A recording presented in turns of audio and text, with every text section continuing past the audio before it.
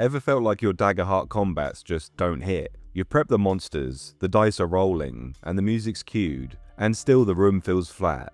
Players glance at their phones, the tension evaporates, and you sit there thinking, why didn't that work? Trust me, I've been there. I've seen new GMs trip on it, and I've seen veterans who know better stumble in the same way.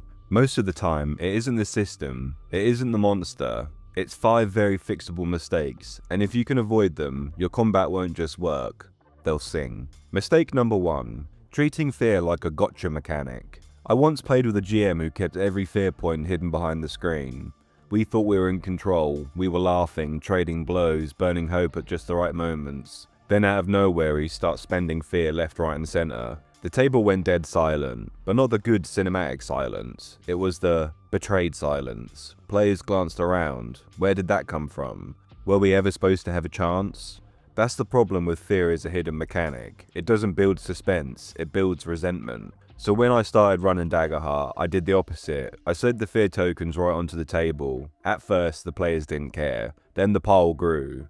The sound of another token clinking down became its own tension. By mid-fight, they were whispering to each other, we can't let him cash those in. And when I did, they screamed, half in horror, half in delight. The damage landed harder, not because of numbers, but because of the anticipation. And this works because it turns fear into a visible countdown.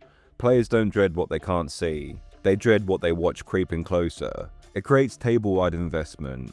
Even on someone else's turn, everyone's eyes are on that pile. Every roll matters to everyone. It reinforces fairness. When you spend, no one feels cheated. They saw it build, and they knew you'd earned it. It adds psychological drama. Sometimes the scariest move is you hovering your hand over the pile before putting a token down. And most importantly, it changes the dynamic from GM versus players into all of us versus the story. The suspense belongs to the whole table, not just you. Fear isn't a trap card, it's the war drums. Play them loud. Mistake 2. Mishandling shy players in combat. Here's the trap. You've got a quiet player at your table, and suddenly you feel responsible. Some GMs go, spotlight time, it's your turn, do something big. And the player freezes like a deer in headlights. Other GMs go the opposite way. They just stop calling on them, and the players drift into the background until they're basically an NPC.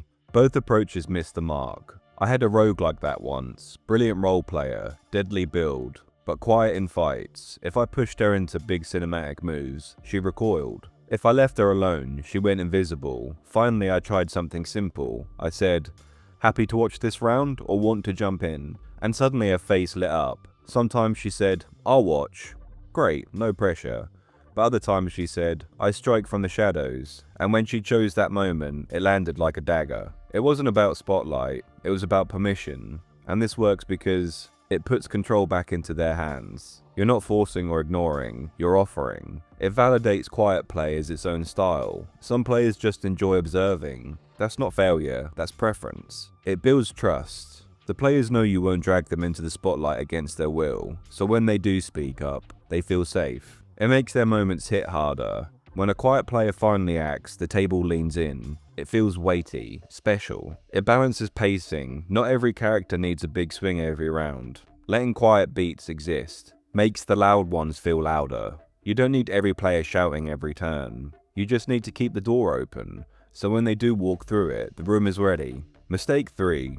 Underestimating resource management. When I first ran Daggerheart, I treated fear like pocket change. I hoarded it, and then I either forgot to spend it or dropped it all on one clunky move, and the fights, they felt flat. Then I ran the head guard. On paper he looked simple. A mace, a whistle, some authority, but his features live and die by fear. Rally guards cost 2 fear, and without it, the guard feels just like another grunt.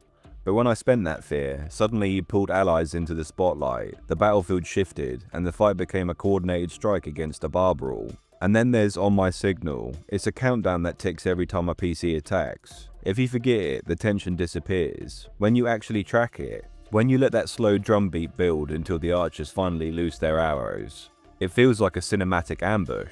The first time I ran him, I didn't prep those spends. I fumbled, forgot to rally, let the countdown drag until it fizzled. The fight was forgettable. The next time, I wrote it down. Spend 2 fear early to rally. Let the countdown tick in the background.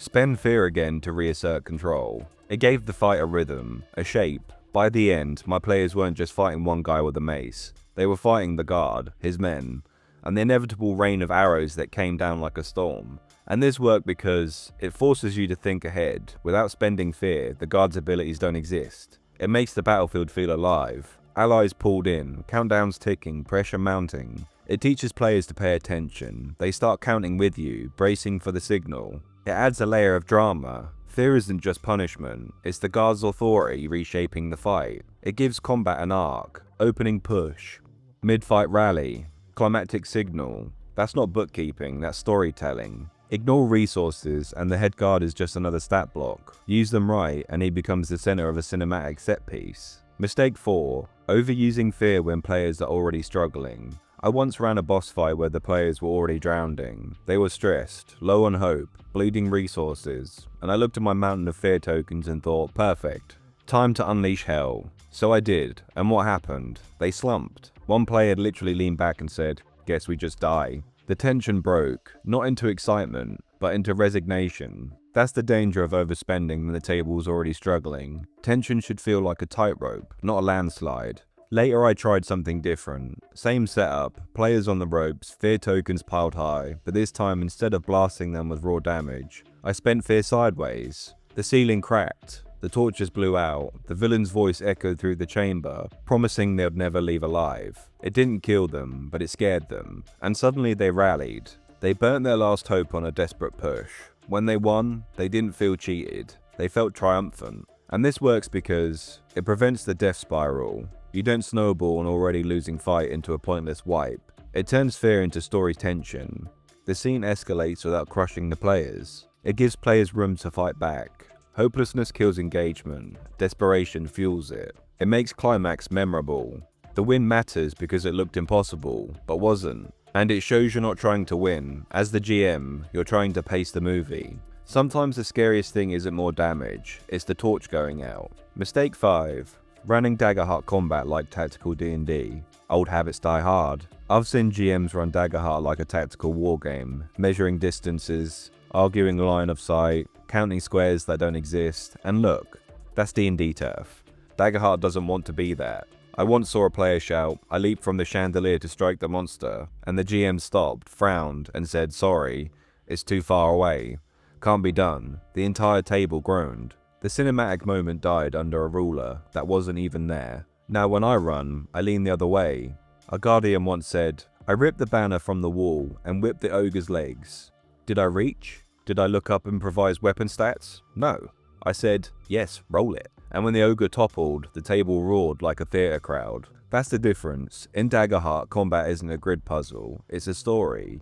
And this works because it prioritizes player creativity. You're rewarding ideas, not penalizing them with math. It keeps momentum, no 5-minute pause to calculate imaginary inches. It makes fights feel cinematic, swinging from chandeliers, collapsing walls, not chess moves. It gives you freedom. You're not bound to tactical exactness. You can follow the drama, and it matches the game's heart.